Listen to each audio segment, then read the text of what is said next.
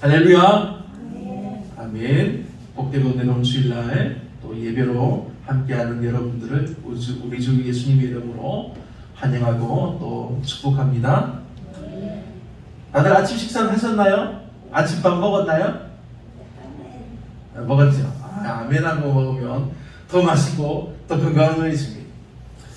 우리가 배고플 때 먹는 것이 음식입니다. 참고로 지금 우리 애들 아침을 안 줬더니 지금 배가 고파가지고 힘이 없네요. 우리가 배고플 때 먹는 것이 음식이고, 몸이 아플 때 어떤 것을 먹습니까? 약을 먹습니다. 약을. 몸을 아플 때 먹는 것이 약입니다. 그런데 우리 한국 사람들은 밥이 보약이라는 말을 자주 합니다. 무슨 말일까요? 밥이 보약이다. 아무리 좋은 약이 있어도 아프기 전에 매일 먹는 음식, 즉 특히 밥을 잘 먹고 건강을 지키는 것이 더 좋다는 말입니다. 잠이 보약이라는 말도 합니다. 잠이 보약이다. 너무 피곤하지 않도록 적당하게 잠을 통해서 피곤을 풀어주는 것이 더 건강해지는 일이라는 것입니다. 잘 자야지 건강해진다는 말입니다. 그만큼 건강을 중요하게 생각하고 특히 먹는 것과 건강을 함께 생각해 왔습니다. 무엇이든지 필요한 만큼 잘 먹으면 건강하게 되지만 아무리 맛있는 음식과 좋은 약이라도 지나치게 많이 먹고 엉뚱하게 잘못 먹으면 오히려 우리들의 건강을 해치게 되는 것입니다. 그래서 아프고 약한 몸을 건강하게 만들기 위해서는 약으로 먹을 때는 자기 몸에 맞는 약을 찾아야 합니다. 그리고 자기 몸에 맞는 음식을 먹어야 합니다. 적당한 약을 먹어야 합니다. 꾸준하게 계속해서 먹는 것이 좋다고 말을 합니다. 근데 여기에 사람의 욕심이 있습니다. 어떤 욕심이 있을까요? 좋으니까 더 많이 먹으면 더 좋지 않을까? 사람들이 그렇게 생각하는 것입니다. 그래서 않습니까, 집사님? 맞지요? 좋은 약이니까 하나를 먹으라는데 두 알 먹으면 더 안 좋을까? 세 번만 먹으라는데 네 번 먹으면 더 좋지 않을까? 사람이 욕심이 생깁니다. 많이 먹으면 먹을수록 더 좋은 것을 먹을수록 오래 계속해서 먹을수록 좋아진다고 생각하는 것입니다. 이것은 욕심입니다. 아무리 좋은 것이라도 그것을 먹고 사람들이 한 번에 좋아진다고 생각하지 않기 때문에 욕심을 내는 것입니다. 지금 말씀드린 음식과 약의 비유를 통해서 오늘 말씀에 생명의 떡을 먹는 것이 어떤 것인지를 잘 알 수 있게 되기를 바랍니다. 오늘 본문을 통해서 우리에게 말씀해 주시는 것은 믿음을 통해 얻는 구원, 생명의 떡을 먹고 영원한 생명을 얻게 하시는 하나님의 은혜는 단번에 이루어지는 놀라운 능력이라는 사실입니다. 이 약속, 이 말씀은 결코 흔들리지도 않고 변함도 없는 하나님의 은혜라는 사실입니다. 믿는 자는 영생을 가졌나니 주님께서 선포해 주신 것입니다. 우리가 믿고 먹는 생명의 떡, 예수 그리스도를 믿는 믿음은 먹어도 다시 배고픈 음식이 아니라는 것입니다. 우리가 믿고 먹는 생명의 떡은 한 번 먹는 것으로 영원히 목마르지도 않고 다시 배고프지도 않는 하늘로부터 주시는 구원이요 영원한 생명이라는 말씀입니다. 여러분, 주님이 우리에게 이런 놀라운 은혜를 주셨습니다. 이것은 마치 아픈 사람이 먹고 완전히 새롭게 나아버리고 변화되는 그런 정말 귀한 약과 같습니다.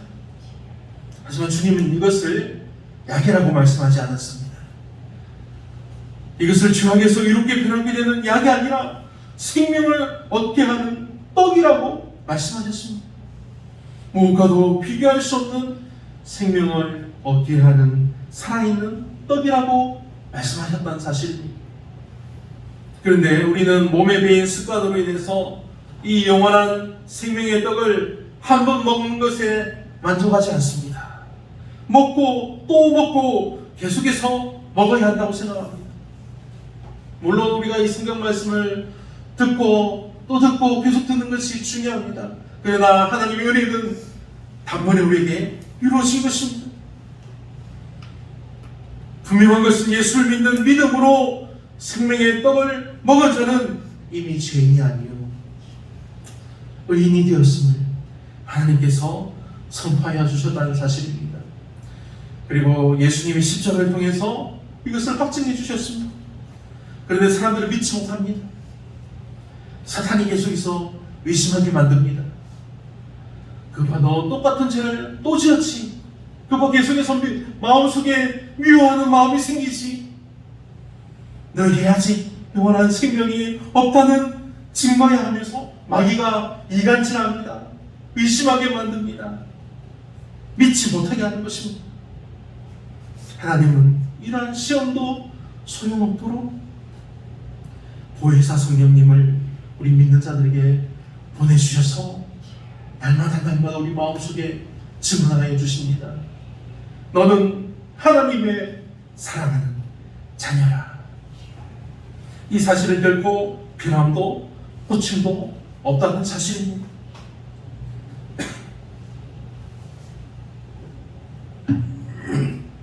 그러니 우리는 믿음으로 이미 변화해졌다는 사실을, 그러니 우리는 믿음으로 이미 영생을 얻었다는 사실을 믿으시기 바랍니다.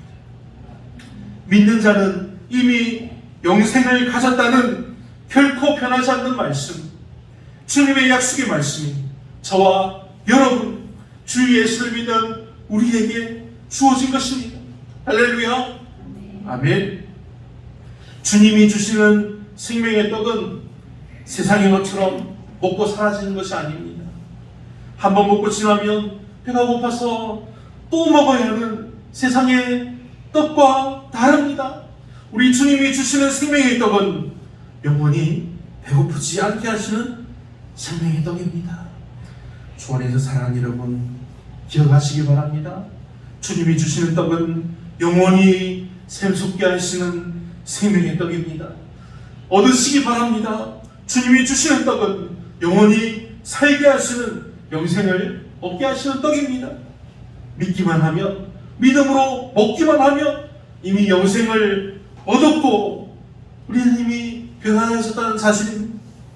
한번 먹은 것은 부족하고 그래서 모세에서 또 먹어야 하는 그런 한계가 없습니다. 그러니 믿는 자는 영생을 이미 하셨다는 이 말씀을 굳게 붙드시기 바랍니다. 그런데 오늘 본문에는 유대인들이 등장합니다.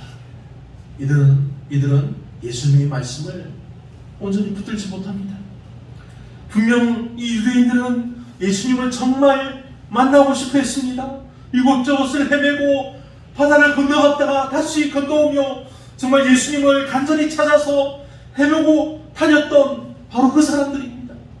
그런데 그렇게 간절히 예수님을 찾던 사람들이 예수님을 만나고 예수님의 말씀을 듣고는 수군거리기 시작합니다. 그냥 수군거리는 것도 아니고 불만에 가득 차서 막 투덜거리면서 지금 저분이 지금 뭐라고 말씀하는 거야 하면서 막 불평이 가득한 말을 빅터내기 시작합니다. 왜 그럴까요? 예수님이 자신이 하늘에서 내려온 떡이라고 말씀하셨기 때문입니다.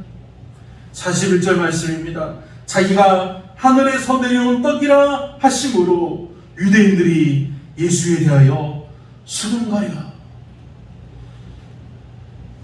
지금 수군거리며 투덜거리는 이 유대인들은 예수님이 누구인지 너무나 잘 알고 있는 사람들입니다.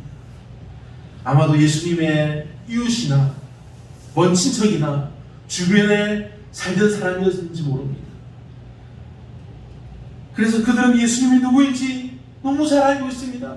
언제 저기서 이사 와가지고 자기들 마을에 살았는데 그 부모가 누구인지, 그 아버지가 누구인지, 그가 예수님이 어떻게 살았는지 옆에서 지켜보았다는 것입니다. 그들은 오히려 예수님을 너무 잘 알고 있어서 믿지 못하는 것입니다.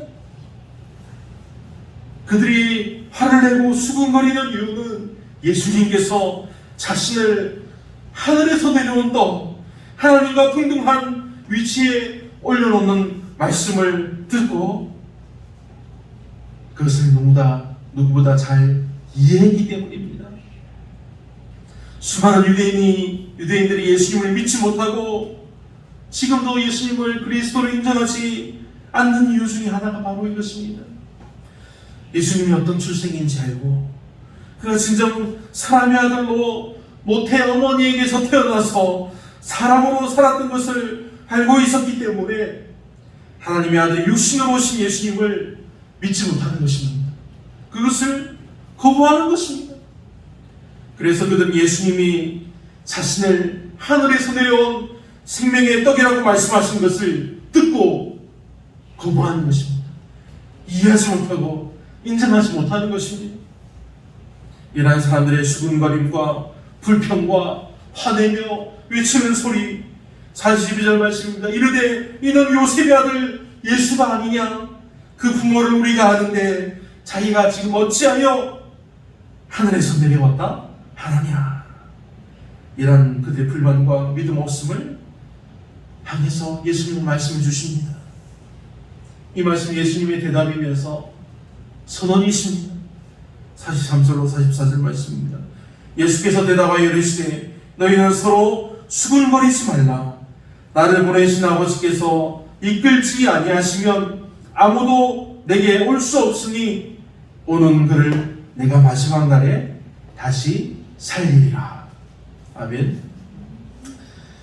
나를 보내신 아버지께서 이끌지 아니하면 아무로도 내게 올 수 없으니, 이 말씀은 본문 앞에 37절의 말씀, 아버지께서 내게 주시는 자는 다 내게로 올 것이요 라는 말씀과 우리 연결해서 살펴봐야 합니다.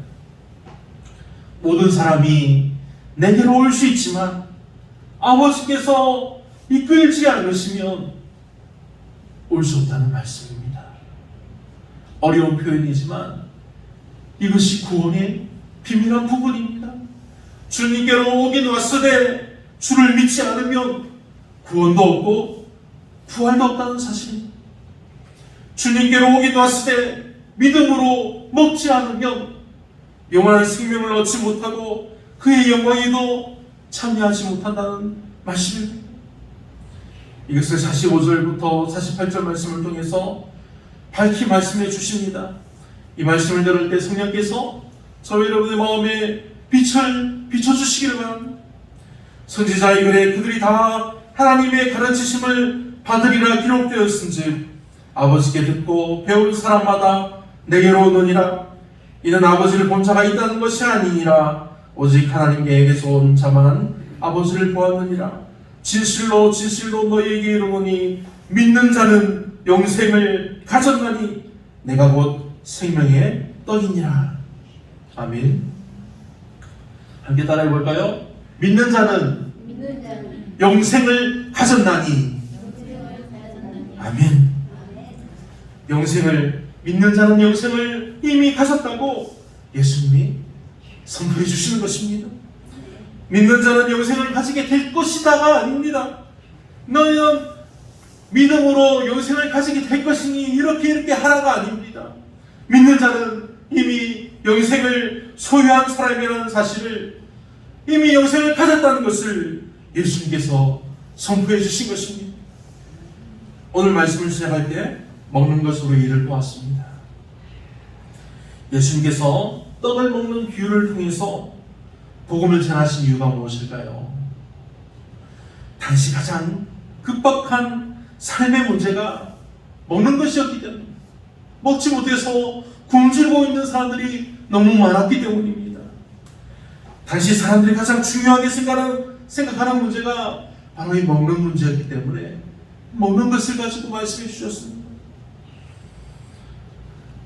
당시 유대인들은 아주 소수의 부유하고 권세 있는 자들을 제외하고 대부분의 유대인들이 소작을 하고 또 로마에 가져간 세금을 바치고 이곳저곳에 또다시 빼앗기고 정말 힘들게 살아가던 그런 때였습니다.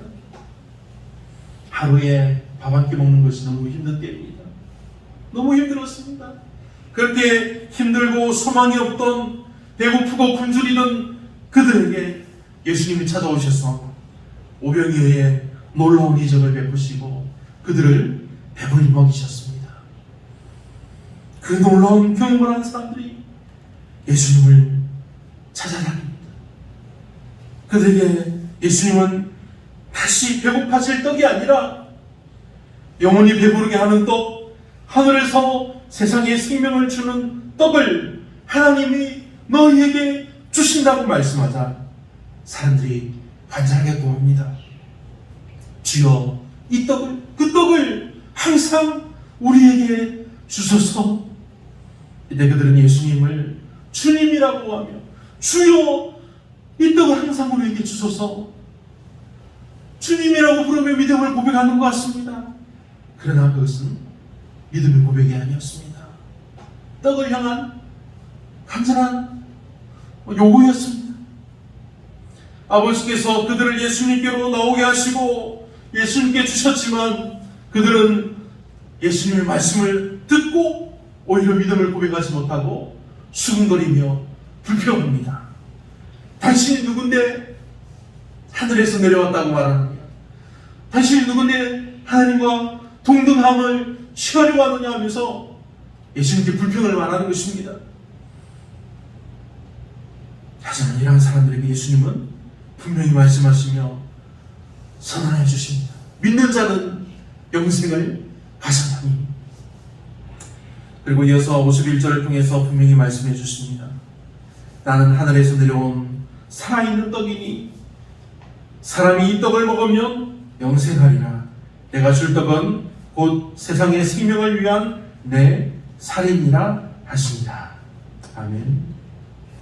믿는 자는 영생을 이미 얻었다는 말씀을 밝히 알게 하시는 말씀입니다.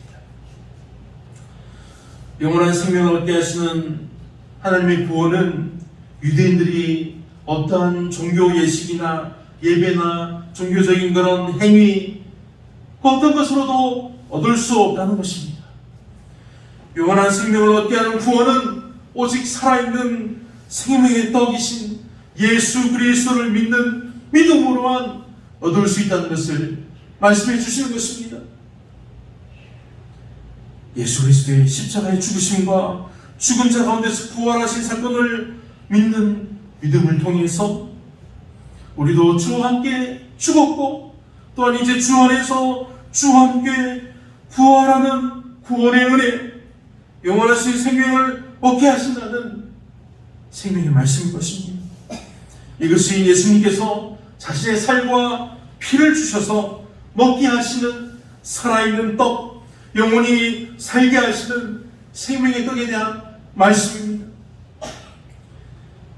빌립보서 2장의 말씀입니다. 너희 안에 이 마음을 품어라. 곧 그리스도 예수의 마음이니 그는 근본 하나님의 본체시나 하나님과 동등함을 취할 것으로 여기지 아니하시고 오히려 자기를 비워 종의 형체를 가지사 사람들과 같이 되셨고 사람의 모양으로 나타나사 자기를 낮추시고 죽기까지 복종하셨으니 곧 십자가에 죽으심이라. 이름으로 하나님이 그를 지극히 높여 모든 이름 위에 뛰어난 이름을 주사 하늘에 있는 자들과 땅에 있는 자들과 땅 아래에 있는 자들로 모든 무릎을 예수의 이름에 꿇게 하시고 모든 입으로 예수 그리스도를 주라 시인하여 하나님 아버지께 영광을 돌리게 하시느니라. 우리는 모두 예수 그리스도를 믿음으로 말미암아 주와 함께 죽었고 주와 함께 살았으며 이제 아버지께서 아들을 영원롭게 하신 것처럼 그를 믿는 우리들도 하나님께서 자녀로 삼아주셔서 그리스도와 함께 영광을 얻게 하신 것입니다. 많은 사람들이 예수님을 찾아다닙니다. 지금도 많은 사람들이 예수님을 찾아다닙니다. 예수님을 만나고 싶어합니다. 예수님의 음성을 직접 듣고 싶어합니다. 그래서 많은 사람들이 예수님께 나옵니다. 교회로 나옵니다. 교회 안에도 정말 많은 사람들이 있습니다. 그러나 여러분, 우리는 주의해야 합니다.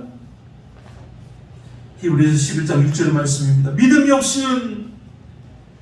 없이는 하나님을 기쁘시게 하지 못하나니, 하나님께 나아가는 자는 반드시 그가 계신 것과 또한 그가 자기를 찾는 자들에게 상 주시는 이심을 믿어야 할지니라. 아멘. 우리들도 믿음으로 살아갑니다. 믿음으로 살아가다가도 잠시 세상에 미혹될 때가 있습니다. 우리들의 삶의 우선순위가 하나님이 아닌 다른 것에 고정될 때가 있습니다. 다른 것을 바라보게 된다는 것입니다. 그래서 세상을 따라서 단지 배부르게 하는 것을 찾고 자기 만족을 얻기 위해서 찾다가 그리스도를 믿는 믿음에서 떨어질 때가 있습니다. 잘못을 저지르기도 하고 죄악에 빠져서 악한 길로 행할 때도 있습니다. 그러나 여기에서 가장 중요한 것은 우리 아버지 하나님의 마음입니다. 긍휼히 여기시는 아버지의 마음, 제발 어서 돌아오기를 원하시며 오늘도 마을 입구에 서서 아들을 기다리시는 아버지의 마음을 기억하는 것입니다. 집 나간 탕자는, 이 둘째 아들은 간절히 기다린 아버지를 그 마음을 알고 돌아온 것이 아닙니다. 그냥 이 탕자는 지금이 너무 힘들어서 정말 굶어 죽을 것 같아서 먹을 것이 없어서 너무 힘드니까 집에 가면 그래도 아버지께 고시람을 듣고 혼이 나겠지만 그래서 심하면 종살이를 하더라도 아버지 집에 가면 더 이상 굶주리지 않고 더 이상 배고프지 않고 지금 이 어려움에서 살아날 수 있다고 믿었기 때문입니다. 아버지를 만나면 무조건 엎드려서 빌면서 아버지 제가 잘못했어요, 그렇게 용서해달라고 빌겠다는 그런 마음을 가지고 아버지 집으로 찾아온 것입니다. 아무리 죄악과 잘못과 실수투성이라고 해도 아버지의 자녀라는 사실을 이 두 탕자는 기억하고 돌아온 것입니다. 내가 돌아가야 할 본향, 내 집은 아버지가 기다리시는 하나님의 나라인 것을 기억하고 죄와 악에서 재빨리 돌이키고 아버지 품으로 돌아가는 것입니다. 왜 그렇습니까? 믿는 자는 영생을 가졌기 때문입니다. 믿음으로 이미 우리는 아버지의 자녀가 되었기 때문입니다. 풍요로운 세상을 살아가는 이 시대에 분명 아직도 배고픔은 존재합니다. 그러나 많은 사람들이 배고픔이 뭔지 잘 모릅니다. 많은 사람들이 배고픔이 우선적인 해결사항이 이제 아닙니다. 그렇죠? 사람들이 배고픔을 면하기 위해서 살아가지 않지 않습니까? 더 나은 것을 찾아 삽니다.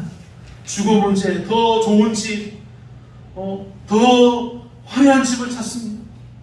특히 코로나의 위기를 지나가면서 건강 문제가 심각한 부분이 되었습니다. 행복과 평안과 만족의 그런 자기 만족의 부분을 해결하기를 원하는 시대입니다. 이 이러한 시대에 생명의 떡으로 오신 주님은 여전히 능력이 있습니다.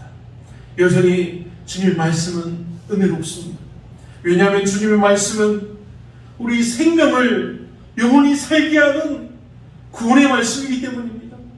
왜냐하면 주님이 영원하신 생명의 산떡이기 때문입니다.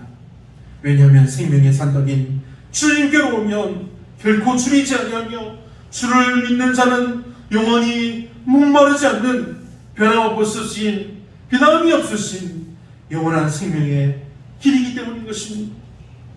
그러니 사랑하는 시온의 성도 여러분, 오직 예수님만 바라보시기 바랍니다. 세상을 따라서 이윤과 자기 만족을 쫓는 것이 아니라 예수를 믿음으로 영생을 가진 자가 되는 예수를 따르는 그리스도인이 믿음의 사람이 되기를 바랍니다. 오직 빛 되신 예수님을 따라가며 생명 되신 주님의 복음을 전하기에 힘쓰는 은혜와 복이 가득하기를, 그 영광에 참여하게 되기를 우리 주 예수님의 이름으로 축원합니다. 아멘. 기도하겠습니다. 그러므로 너희가 그리스도와 함께 다시 살리심을 받았으며 위의 것을 찾으라. 거기는 그리스도께서 하나님 우편에 앉아 계시느니라. 위의 것을 생각하고 땅의 것을 생각하지 말라. 이는 너희가 죽었고 너희 생명이 그리스도와 함께 하나님 안에 감추어졌음이라. 우리 생명이신 그리스도께서 나타나실 그때에 너희도 그와 함께 영광 중에 나타나리라. 아멘. 감사하신 아버지 하나님의 한이 없으신 그 은혜와 사랑을 감사합니다. 사람들이, 교회들이, 많은 교회들이 불평합니다. 시스템이 없고 지도력이 없고 사랑이 없고 은혜가 없다고 불평합니다. 그러나 우리에게 가장 부족한 것은 믿음이오니 오늘도 성령께서 역사하여 주셔서 증언하여 주시고 믿음을 더하여 주시옵소서. 아버지의 마음을 깨달아 사랑으로 역사하게 하여 주옵소서. 주 예수를 믿는 믿음으로 말미암아 그리스도의 완전에 이르기까지 오직 믿음으로, 감사와 기쁨으로, 기도와 소망으로 살게 하여 주시옵소서. 하나님께 감사드리오며 우리 주 예수님의 이름으로 기도합니다. 아멘.